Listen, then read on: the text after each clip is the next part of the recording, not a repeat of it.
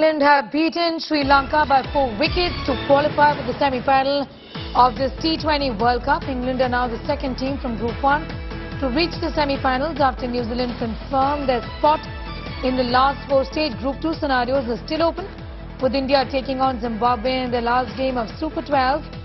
A win will take India through to the semi-final.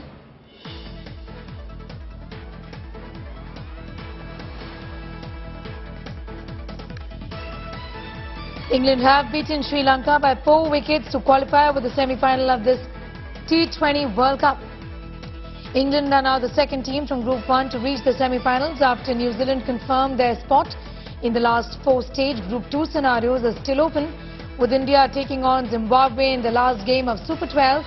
A win will take India through to the semi-final.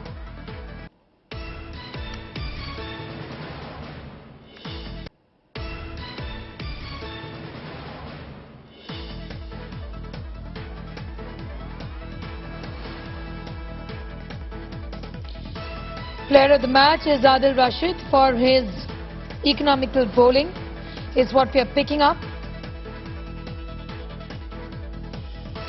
New Zealand and England qualify for the semi-final with Australia knocked out. England have knocked out Australia over with this win over Sri Lanka. So today was in fact a crucial match in that sense for Australia as well, because they have been knocked out. England have beaten Sri Lanka by 4 wickets to qualify for the semi-final of this T20 World Cup.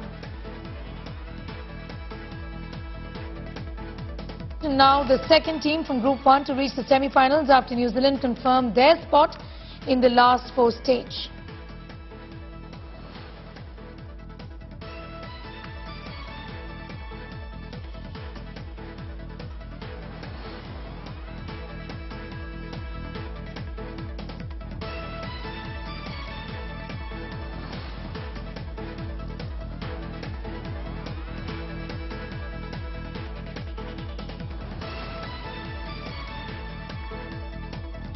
England beating Sri Lanka by 4 wickets to qualify for the semi-final, which means that Australia has been knocked out.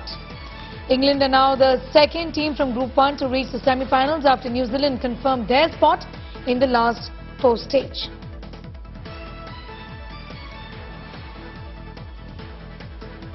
We'll go across to Rahul Rawat for more details on that, but what we know is that the Group 2 scenarios are still open, with India taking on Zimbabwe in their last game. Rahul is with us.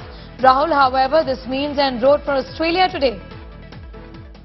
Well, absolutely, Sneha. Australia, they have been knocked out. The defending champions and hosts, one of the title favourites, they've been knocked out after England beat Sri Lanka in this game. Of course, a very important one in and also, not just in terms of what it does to Australia, who've been knocked out now, but also, India is expected to top the table only and only when they beat Zimbabwe tomorrow. So if India beats Zimbabwe tomorrow, they will travel to Adelaide to face England in that last 4-stage. That would be the second semi-final on November 10th. So this is what happens now. So New Zealand, they've topped the table from Group 1, and England are the number 2 team in that first group.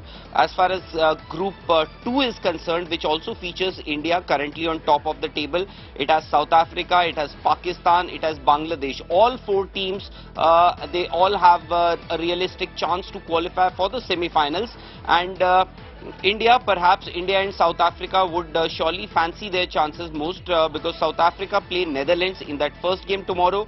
Thereafter, Pakistan will take on Bangladesh. Remember, both those teams, Bangladesh and Pakistan, they are also in the fray and in contention. If Pakistan beat Bangladesh, then they have to hope that India lose their game against Zimbabwe or South Africa lose their game to Netherlands. in only those circumstances will Pakistan qualify for the semi-finals. Otherwise, South Africa, Bangladesh, Zimbabwe, Netherlands, of course, they've already been knocked out. So as of now, India currently on top of the table, and if they beat tomorrow, they will remain, in fact, they will qualify for the semi-finals as the top team from Group 2. And that would mean Group 2 topper will take on the second ranked team from Group 1, which as of now happens to be England. And that would mean in India-England semi-final on November 10th in Adelaide. Rahul Rawat, I'm thanking you for getting us those details.